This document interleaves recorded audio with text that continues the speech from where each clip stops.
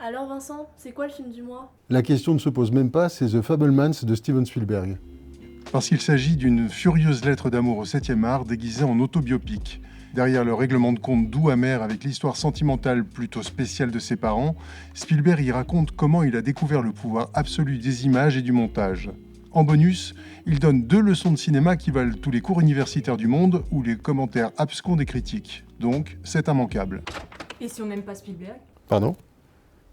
Bon, ok, il y en a pour tous les goûts. Un excellent film d'animation adapté de Terry Pratchett, le pape de l'heroic fantasy drôle et érudite. Maurice, le chat fabuleux. Signé Toby Genkel et Florian Westerman, ce vrai faux conte mettant en scène un chat parlant allié à des rats, eux aussi dotés de la parole, est une merveille de second degré de mise en abîme. Pour tous les publics et même pour les autres. Moins rigolo dans l'esprit, un tir groupé de films à caractère social, pour faire simple. Petite de Julie Lerat-Gersan, dans lequel on suit une ado enceinte retirée à sa mère immature et placée dans un foyer où elle peut enfin se construire auprès d'éducateurs. À la belle étoile de Sébastien Tullard, biopic de Yazid Ishermahem, racontant comment celui-ci s'est échappé de son foyer pour accomplir son rêve, devenir un grand pâtissier.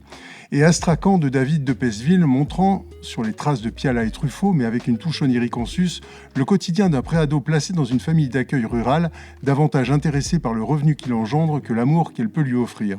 Toujours dans une veine dramatique, pour la France, où Rachid Ami transpose le combat de sa famille pour faire reconnaître officiellement par l'État la mort de son frère durant un bizutage à Saint-Cyr. Et un petit frère de Léonore Serrail, fresque intime suivant sur une trentaine d'années l'itinéraire d'une mère ivoirienne arrivant en France avec ses 2 enfants. Ok, il y a aussi Alibi.com 2 de Philippe Lachaud qui réussit le prodige d'être meilleur que le premier, et Astérix et Obélix, l'Empire du Milieu, où Gilles Lelouch surprend en succédant à Depardieu dans Les Vrais d'Obélix.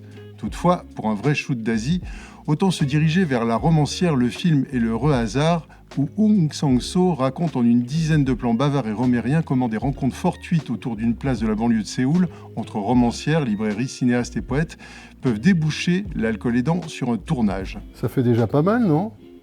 Et pour l'actu locale? Oh, plein de choses. À l'Institut Lumière, après le prix Jacques Deray remis samedi 4 à la nuit du 12 de Dominique Moll, c'est la rétro Pasolini et Carpenter, ou la rencontre improbable entre la trilogie de la vie et les morts vivants. Dans les salles du Grac, c'est le festival Tous en salle du samedi 4 au dimanche 19 février avec une foultitude de films arts et essais et d'animation jeune public. Au Comédia, les rencontres du cinéma italien du 1er au 3 février précéderont l'avant-première de la fantaisie policière Mon crime de François Ozon en sa présence, ainsi que celle de Fabrice Lucchini, Nadia Tereskevich et Rebecca Marder le 23. Sur ce, bonnes vacances.